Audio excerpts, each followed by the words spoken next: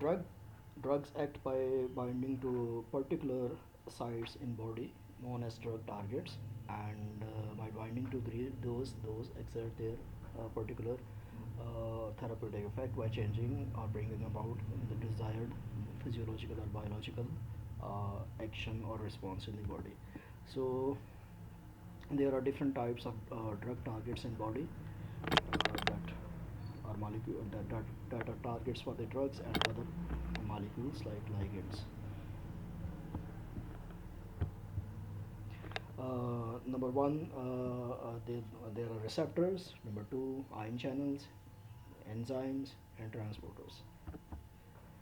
And the sort of action that happens at that target is either activation of the target by an agonist, or inactivation or prevention of action of the agonist and that is known as antagonist. So there are either agonists or antagonists that act on those targets. And as far as receptors are concerned, there are different types of those receptors. Say for example, receptor spotlight, there are adrenergic receptors, cholinergic receptors. There are different types and different locations in the body where they are distributed. Like one, opioid receptors in brain and spinal cord for pain, and histamine receptors at different locations including H1 H2 receptors. Ion channels, they actually allow the movement of ions, the charged particles, within or outside of the membrane to exert their effect. So they can be either voltage gated ion channels or ligand gated channels. Two examples are sodium channels or potassium channels. Sodium channels, they cause in their rapid influx within the cell causes depolarization, and potassium ions rapid efflux through the potassium channels causes the repolarization, and they contribute and constitute the action potential. Then we have the active force sodium potassium pump. Sodium potassium ATPase is an enzyme, not an ion channel. So they actually move charged particles against concentration gradient from low concentration to high concentration using ATP. So they require ATP. So one example is sodium potassium ATP pump, where three sodium ions are moved out of the cell and two potassiums are brought back into the cell, and the energy is being provided by the adenosine triphosphate by an enzyme, sodium potassium ATPase.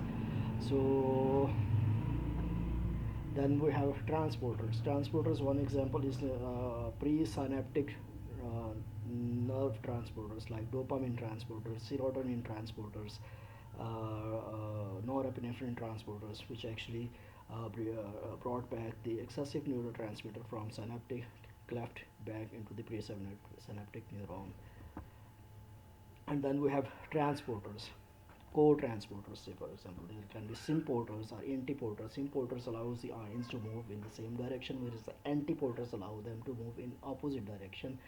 Again, it's secondary active transport, and the movement of one molecule actually provides energy for the movement of the other. So in same direction symporters, in opposite direction antiporters. And then there are enzymes that catalyze different reactions, and there are drugs which can actually inhibit or activate those enzymes and exert their therapeutic effect. One example is the COX cyclooxygenase enzyme. Acetylcholine is angiotensin converting enzyme found in the lungs and kidney. HMG-CoA reductase found in the liver, etc.